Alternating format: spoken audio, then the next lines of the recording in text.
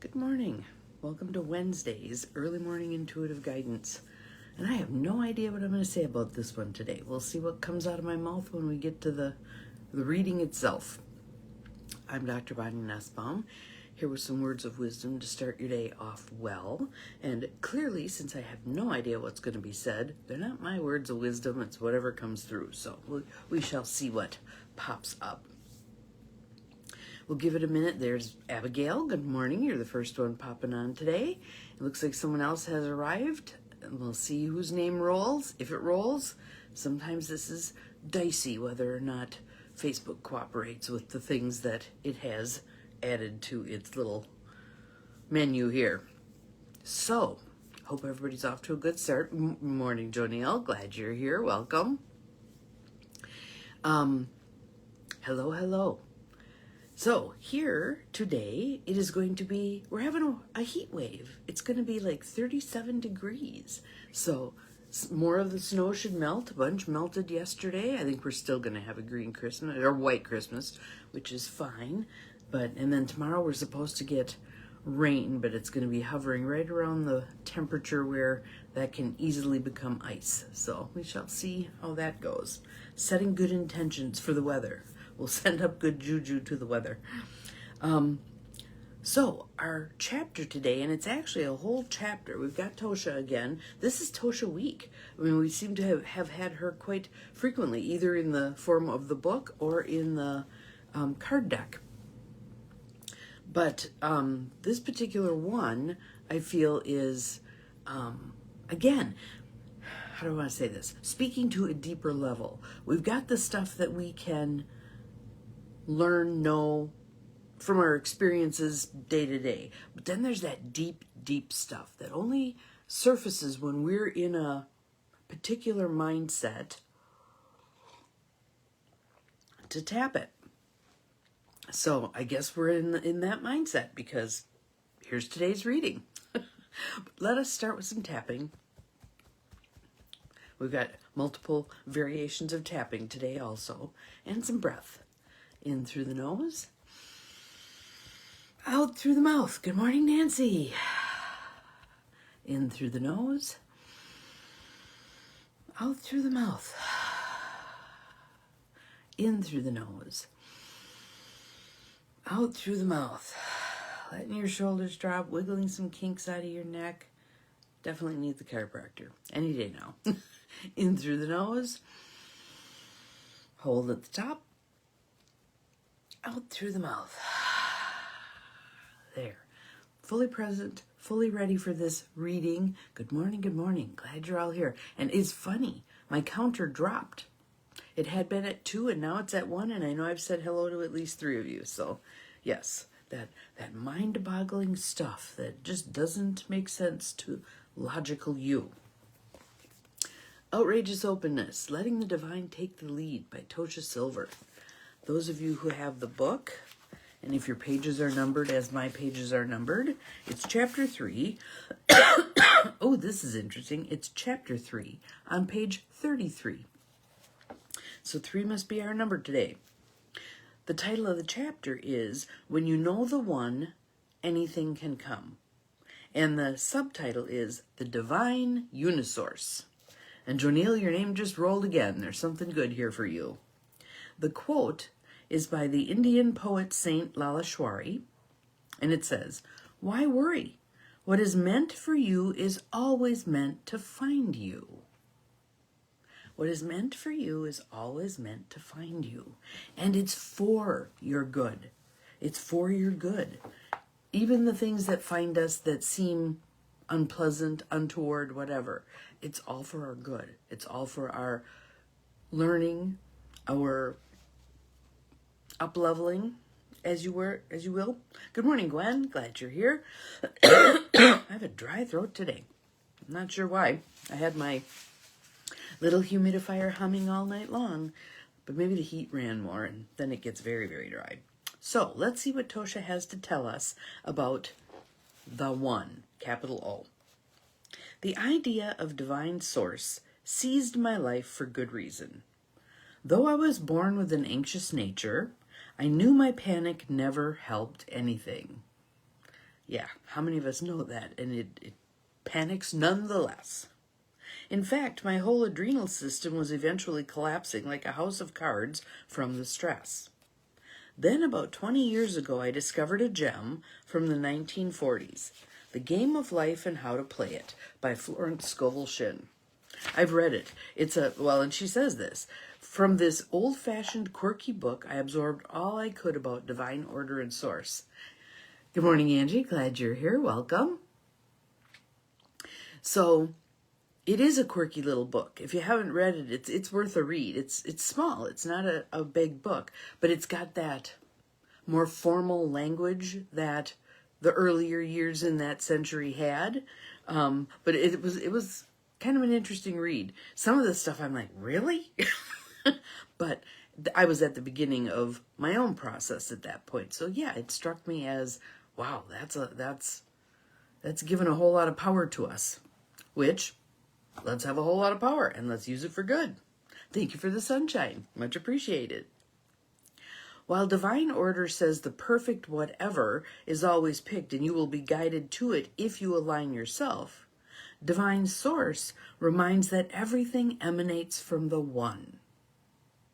If you know how to keep your vibration high and attuned to the ultimate origin of all, whatever is needed can always occur.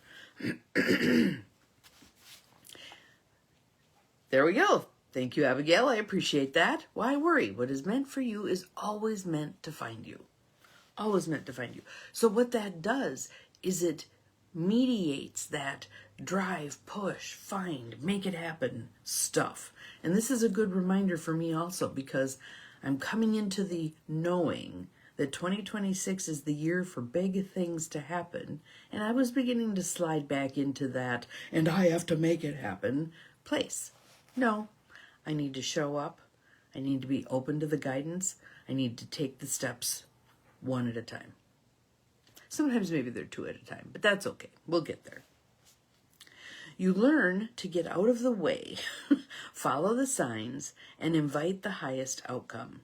You stop manipulating results. You stop manipulating results. Synchronicities become rampant. I remember last week sometime, there was that one card that talked about manipulating, saying things in a way that you think makes it most likely the other person will hear you. I've advocated for that. I've done that, absolutely. But people notice. People notice when you're trying to say something in a way that makes it palatable to them. And there is something to be said for just saying it. Just saying it however you would say it, and then dealing with however it goes after that. It's like flying above the turbulence in a plane where the air is clean and open, or drinking water from a pristine river rather than begging for it door to door. You start to trust where the flow is going and how to move with it, and how to heed the call to it. Good morning, Janine. We don't even have to find the flow. It's there.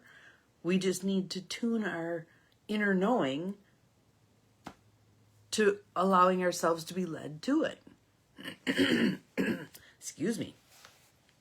Let's see. You start to trust where the flow is going and how to move with it. It may sound crazy, but if you think of the divine as your ultimate protection, the source for your work, finances, and all needs, then even the economy becomes irrelevant. Had a rousing discussion yesterday on my on one of my calls. I can't remember which one actually, but the gist being how irritated someone was that it was being talked about financial stuff and financial tools that most of us can't avail ourselves of. And that was one of the things that I learned in the Tony Robbins stuff. Those who have great wealth have access to vehicles, financial vehicles, that other people don't even know exist. It was very interesting, very interesting. So, again, when you start to trust where the flow is going and how to move with it, then you basically, I love this. You're lifting your vibration above the turbulence of the apparent economic reality into the hands of that from which all things come, including that economic reality. No person, place, or thing is seen as your foundation. Only God, only the one, only the divine, only the universe, however you look at it. But that there's a source, capital S, that's available to everyone. Everyone. Then the universe can use anything it wishes to meet your needs. You're no longer limited to what your conditioned mind thinks possible. Last summer, I had an eerie, insistent feeling of suspension. I felt lost and rudderless in a way that is most unusual for me. That kind of feels like 2025 for me. The year of patience, the year of pause, the year of wait, the year... So I asked the divine to send a sign. Please just show me what I need to understand right now to have faith, I prayed. Then, on a sweltering August afternoon, I was visiting Calistoga, a small California spa town. Suddenly, I noticed a long, striped gray snake wiggling down the street next to me. Not your usual traveling companion. Tourists wandered by, oblivious. It was as if she was there only for me. We moved together for a block. Each time I stopped, so did she. I felt a deep longing to touch her, but she slipped quickly into a crack in a fence when I reached down. 2 days later, I was back in Oakland when a beautiful Asian man with piercing eyes approached. I was shocked to see a large python, the color of emeralds, slithering around his arm. Would you like to pet her? He asked with a mesmerizing smile. I stood for a long while, letting her slink across my shoulders as she flicked her tiny forked tongue. Since the snake is a scorpionic symbol of death, rebirth, and the Shakti herself, I felt instantly calmed and reassured. My answer had arrived twice. If I would just let go and allow the old skin to shed, rebirth was coming. And that feels like it's very relevant for right here, right now. We must shed the old. We must let go of what is no longer working, some of which never really worked to begin with, but we deluded ourselves into believing that it did. So, we must let go of the old. We need to be honest with ourselves in terms of, and as each of us do this personally, it's being done collectively as well. What are you letting go of? What is it time to let go of? What are you clinging to that you need to let go of? That's the hardest one. If I just let go and allowed the old skin to shed, rebirth was coming. I would be unavoidably guided to the next chapter at the right time. I was driving across the Bay Bridge yesterday, thinking about all this, when a huge white truck began driving beside me. If I sped up, he sped up. If I slowed down, so did he. I started to wonder what the heck was going on until I glanced over and saw the truck's name, Uni-Source. And the massive logo, Experience the Power of One. The driver smiled at me apropos of nothing and waved a tattooed arm. Okay then, not even subtle. Not even subtle. And that's what I find with some of these messages as well. And we can ask for that. If we feel like we're being a little thick-headed or a little too trapped in fear, ask for a big sign. Okay, Spirit, you know I can be kind of thick-headed about this stuff. Send me the message in a way that I cannot ignore, that's still safe and kind and loving. Because a poor friend of mine had a very unfortunate kind of a car accident the other day. Ended up tearing both the mirrors off her car, got a big scratch, the whole thing. And she, the first thing she said to us as she was talking about it was, I'm still trying to figure out the message. So that's a huge shift.